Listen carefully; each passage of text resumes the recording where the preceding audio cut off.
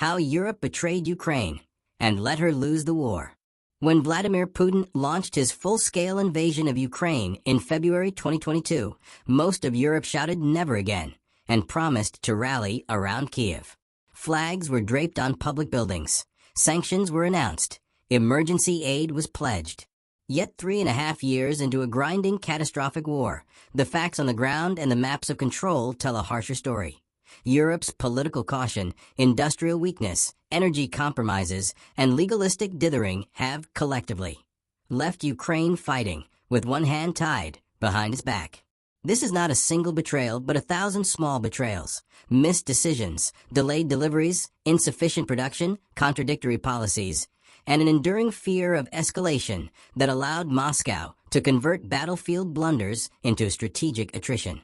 The result is a horrific human cost and a redrawing by force of European security's frontiers.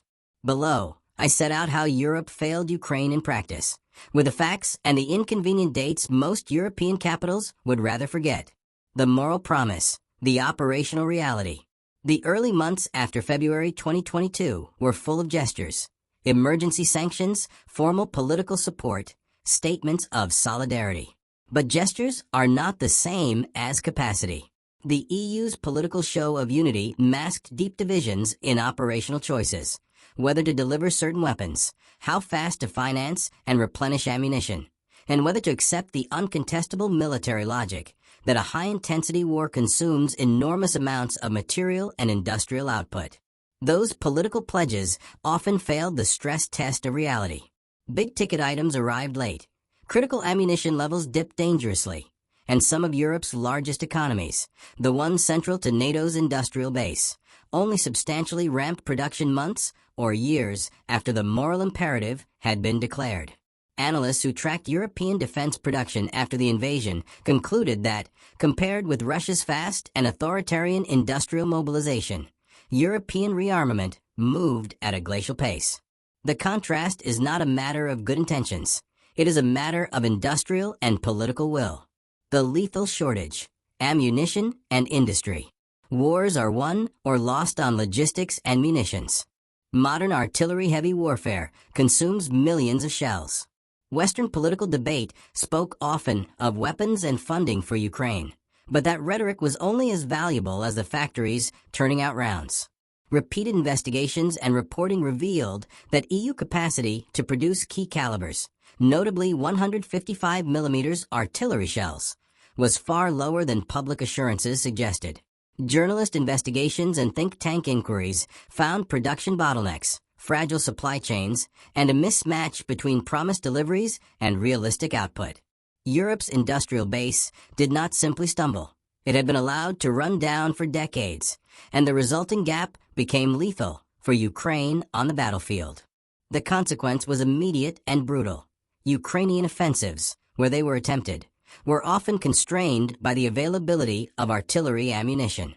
Defensive operations also required uninterrupted resupply. When stocks dwindled, the tempo of Ukrainian counter-battery fire and combined arms operations fell. The shortfall meant slower rates of advance, fewer sustained operations, and ultimately the inability to exploit battlefield successes before Russian forces could entrench or reinforce. Independent assessments of the battlefield repeatedly flagged this structural problem. The political hesitation over escalation, no-fly zone, and the fear of nuclear spillover. One of the most consequential political decisions of 2022 was not to enforce a no-fly zone. The reason given by NATO and European leaders was blunt. A no-fly zone would require shooting down Russian aircraft and engaging Russian air defenses, a step that would risk direct NATO-Russia war. That calculus was clear and publicly stated. But the consequence of that refusal was also obvious. Ukraine's skies remained vulnerable to Russian air power and missiles, and many Ukrainian urban centers paid for that with civilian lives and infrastructure. Debates raged in capitals and parliaments. Public opinion in many European countries favored stronger measures. Yet political leaders opted for restraint. That restraint bought avoidance of direct European casualties at a terrifying moral and strategic cost borne primarily by Ukrainians.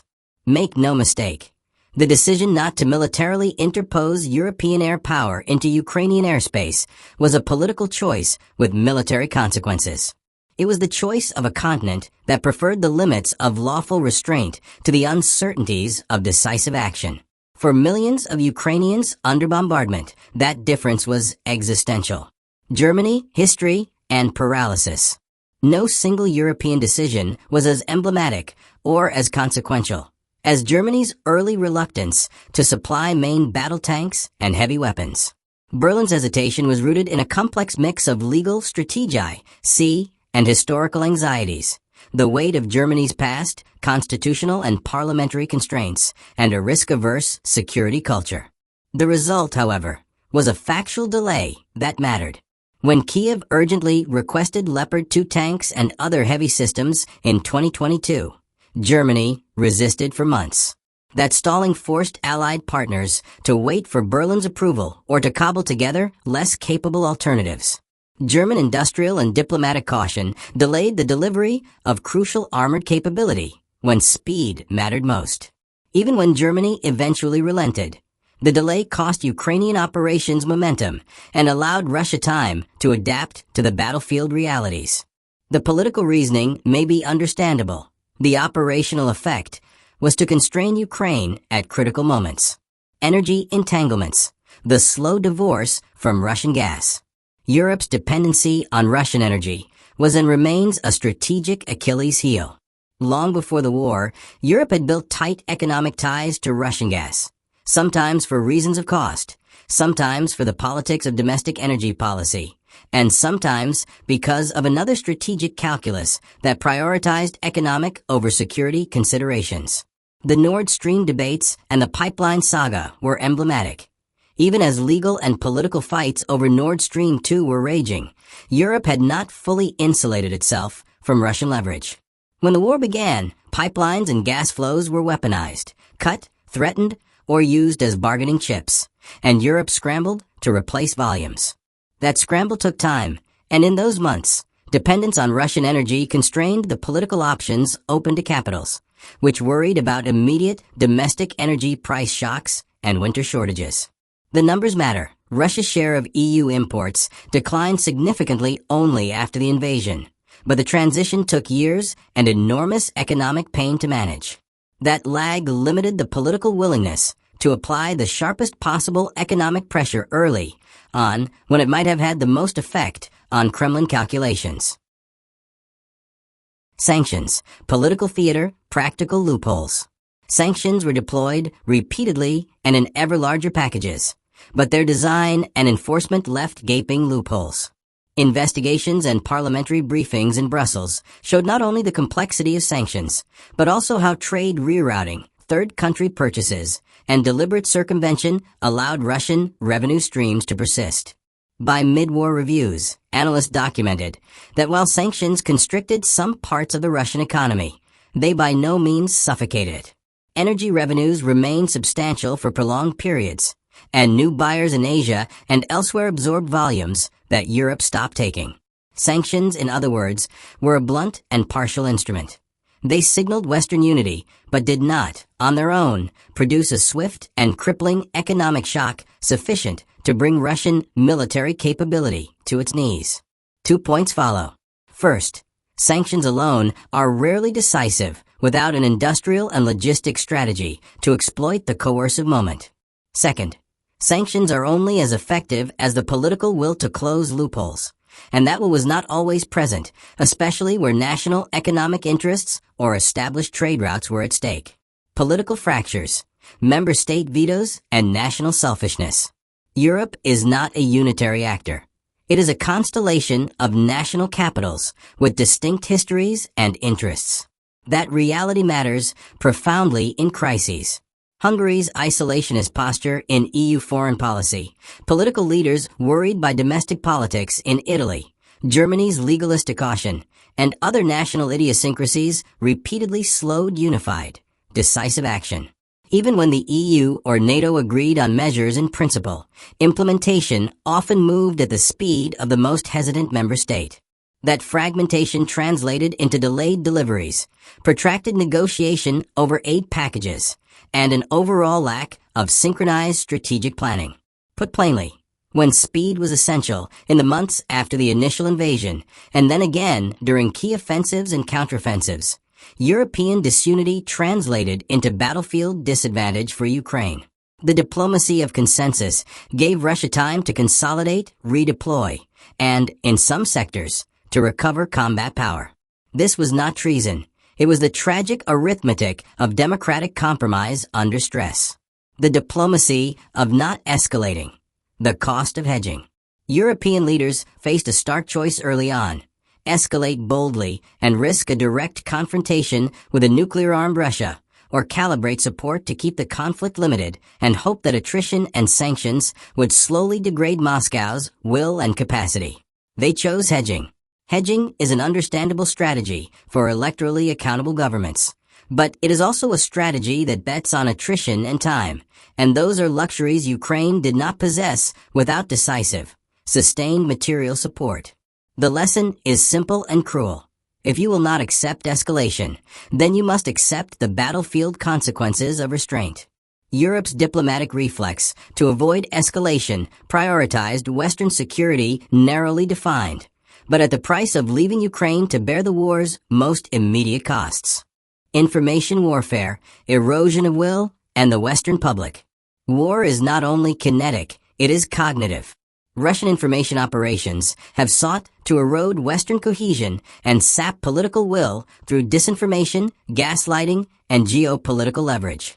Europe's political class was not universally immune. Populist parties, electoral cycles, and sluggish media attention all produced moments when support for Kyiv weakened, or fatigue set in. Ukraine fatigue became a real phenomenon. The Kremlin strategy succeeded in part because European publics were not prepared, structurally or psychologically, for prolonged high-casualty warfare on the continent. That permitted domestic politics to shape foreign policy in ways that favored short-term stability over long-term justice. Analysts repeatedly warned that unless Western publics saw clear and sustainable gains for Ukraine, political support would wane. Their warnings proved prescient. The battlefield, attrition, and the slow reshaping of the map. Independent military analysts' periodic assessments have documented a grim arithmetic of attrition. Russia, having mobilized and adapted, often staged persistent offensives in certain sectors. Ukraine, constrained by ammunition shortfalls and the limits of Western heavy systems arriving late, had to choose where to press and where to conserve.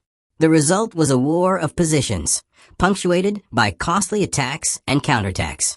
When European supply chains were slow to replace expended rounds, and when critical heavy equipment arrived in piecemeal fashion, Ukrainian operational commanders had fewer opportunities to convert tactical victories into strategic ones.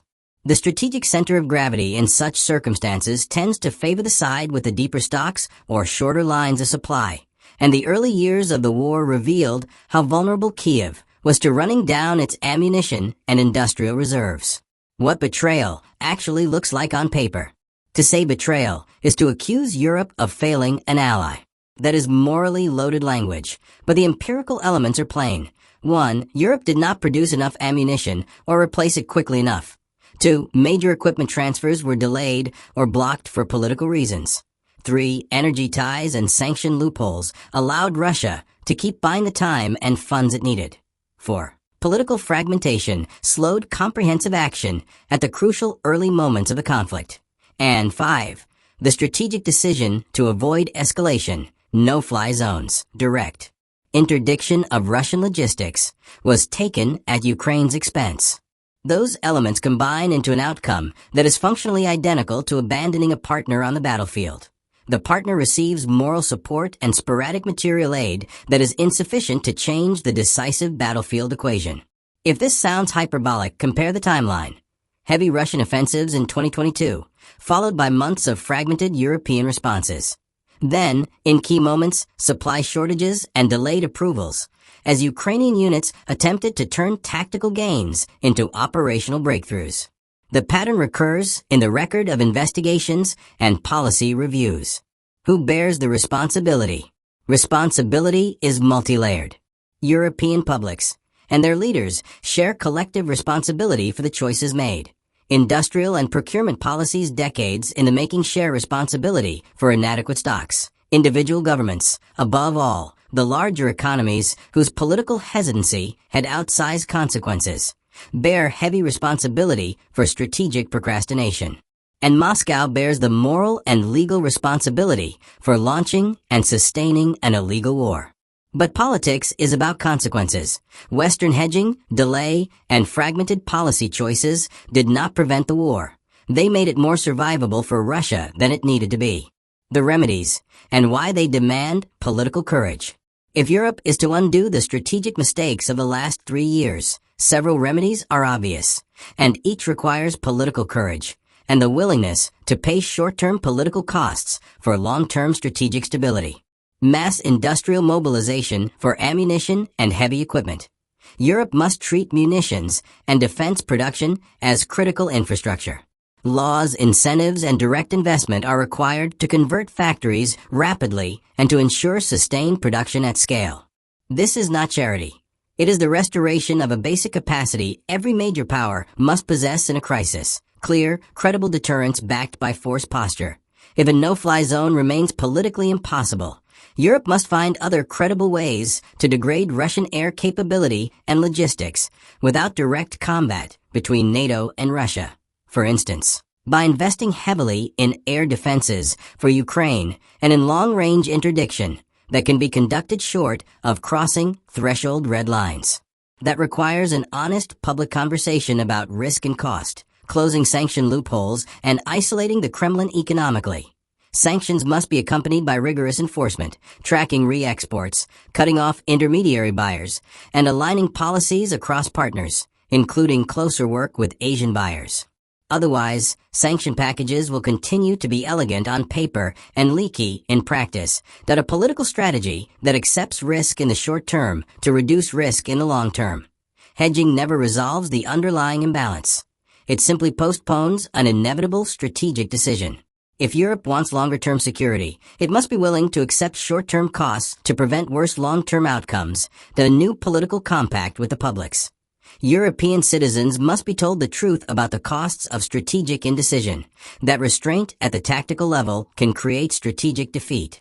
Democracies can sustain unpopular burdens if they are convinced of their necessity and fairness, but only if leaders speak plainly. Final, unforgiving verdict. Was Europe culpable of deliberate treachery against Ukraine? No.